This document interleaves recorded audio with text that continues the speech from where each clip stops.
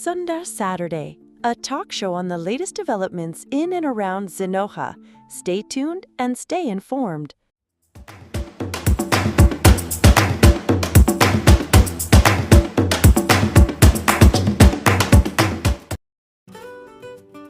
खुल गए हैं कला के द्वार सिंधु दुर्ग की धरती पर जिनोहा संग अरविंदम लाए एक नया सवेरा गुरुकुल में। आज हम महाराष्ट्र के सिंधु दुर्ग में चल रही एक बहुत ही दिलचस्प कोशिश के बारे में बात कर रहे हैं, गुरुकुल। जी हाँ, ये जिनोहा की एक पहल है ना? जी, जिसे अरविंदम के सहयोग से साकार किया जा रहा है। बिल्कुल। जरा सोचिए, मतलब प्रकृति के बीच एक ऐसी जगह जहां भारत की पारंपरिक कलाएं वो फिर से सांस ले रही हैं। बिल्कुल, और ये सिर्फ एक स्कूल नहीं है, ये तो एक पूरा सांस्कृतिक केंद्र बनाने का सपना है। अच्छा। जिनोहा और अरविंदम मिलकर इसे एक ऐसा मंच बनाना चाहते हैं जहां आप सोचिए मराठा ढोल ताशा की गूंज हो, हाँ। कलारी पयट्टू का शौर्य दिखे, हाँ। भरतनाट्यम और कथक की सुंदरता हो, हाँ। और शास्त्रीय गायन की गहराई महसूस हो। हाँ। मतलब लक्ष्य है इन कलाओं में उत्कृष्टता हासिल करना। और ये सिर्फ वो स्किल सीखने तक ही नहीं है ना? मैंने सुना है इसमें एक गहरा दर्शन भी है, जी, जैसे सेवा, अध्ययन। हाँ, बिल्कुल। सेवा, अध्ययन और प्रदर्शन के जरिए जुड़ना, इसका दृष्टिकोण बहुत व्यापक है। देखिए कैसे जिनोहा और अरविंदम इसे भारत का पहला ऐसा क्या कहते हैं बहुसांस्कृतिक उत्कृष्ट केंद्र बनाना चाहते हैं, जो पूरी तरह से हमारी भारतीय विरासत कलाओं को मतलब समर्पित हो। एक तरह से आज का नालंदा। हाँ, बिल्कुल, एक आधुनिक नालंदा जो दुनिया भर के कला प्रेमियों को खींचे, और खास तौर पर ये उन वंचित बच्चों के लिए एक उम्मीद है। अच्छा, किस तरह की उम्मीद? जिन्हें आर्टप्रेन्योर बनाने का लक्ष्य है। मतलब ऐसे कलाकार जो अपनी कला से अपनी रोजगार चला सकें, गरीबी से बाहर निकल सकें। ये जिनोहा और अरविंदम का एक बहुत बड़ा सामाजिक लक्ष्य भी है। वाह! तो ये जिनोहा और अरविंदम का साझा प्रयास सिंधु दुर्ग को एक तरह की वैश्विक सांस्कृतिक पहचान देने की दिशा में है। जी हाँ। और ये सब उनके पिछले अनुभव पर आधारित है ना? शायद 10 साल का अनुभव। जी हाँ, उनका 1 दशक का अनुभव और जो मौजूदा ढांचा है वही इस महत्वाकांक्षी परियोजना की नींव है। वे सिंधु दुर्ग की वो वीर मराठा भूमि पर एक हरे भरे जंगल के बीच हाँ, इस केंद्र का निर्माण कर रहे हैं। और वास्तुकला भी ऐसी होगी जो प्रकृति के साथ एकदम घुल मिल जाए, टिकाऊ, अनुभवात्मक। सुनने में तो ये भी आया कि वहां का जीवन काफी अनुशासित होगा। मतलब दिनचर्या कैसी रहेगी वहां? हाँ, अनुशासन पर तो जोर है।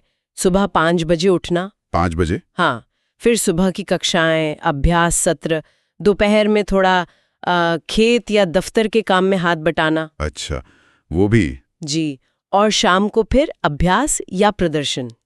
इसमें प्रभात फेरी और समुद्र तट की सफाई जैसी सामुदायिक गतिविधियां भी शामिल हैं। अरे वाह! सोमवार को छुट्टी रहती है। तो ये मतलब पूरी तरह से जीने का तरीका है, सिर्फ सीखना नहीं। ये तो बहुत दिलचस्प है। इस तरह की अनुशासित और सामुदायिक जीवन शैली का कला सीखने वालों पर कैसा असर होगा? अच्छा, यहाँ कौन आ सकता है? मतलब प्रवेश के लिए क्या शर्तें हैं? देखिए, मुख्य रूप से तो प्रवेश भारतीय शास्त्रीय या लोक नृत्य और संगीत में योग्यता पर है। अच्छा। और सामाजिक आर्थिक रूप से जो वंचित परिवार हैं उन पर ध्यान है। बालिकाओं को प्राथमिकता दी जाती है। हालांकि जिनोहा और अरविंदम ने कुछ स्थान करीब 20% सुविधा प्राप्त या भुगतान करने वाले शिक्षार्थियों के लिए रखे हैं। अच्छा, पेड सीट्स भी हैं? हाँ, और लगभग 5% विदेशी नागरिकों के लिए भी, ताकि एक अब समझे मिला जुला समुदाय बन सके। जी, ये संतुलन जरूरी लगता है। और कौन कौन सी कलाएं सिखाई जाएंगी? लिस्ट तो काफी लंबी लग रही थी। हाँ, विविधता तो काफी है। मराठा ढोल ताशा, मराठी लोक नृत्य, गायन, थिएटर, वाद्य यंत्र, फिर केरल का मार्शल आर्ट है, कलारी पयट्टू, कथक, भरतनाट्यम, कर्नाटक और हिंदुस्तानी गायन, चित्रकला, मूर्तिकला। बाप रे, इतनी सारी चीजें। जी, संक्षेप में कहें तो भारतीय कलाओं का एक बहुत समृद्ध गुलदस्ता पेश करने की कोशिश है। और ये जगह, ये केंद्र दिखेगा कैसा? आपने वो टिकाऊ वास्तुकला की बात की थी। हाँ, वो 3 एकड़ के जंगल में होगा। तो जो सीखने की जगह हैं वो प्राकृतिक माहौल के साथ एकदम मिली हुई होंगी। अच्छा। पारंपरिक दक्षिण भारतीय या महाराष्ट्रियन शैली में मंदिर होगा, एक एम्फी थिएटर, अलग अलग कलाओं के लिए स्टूडियो, डांस फ्लोर, लाइब्रेरी और रहने के लिए भी टिकाऊ आवास। एक मजेदार बात यह है कि वो जो मराठा ढोल वाली जगह है ना, उसे थोड़ा अलग रखा जाएगा। क्यों? शोर की वजह से। हाँ, ताकि बाकी केंद्र में शांति बनी रहे।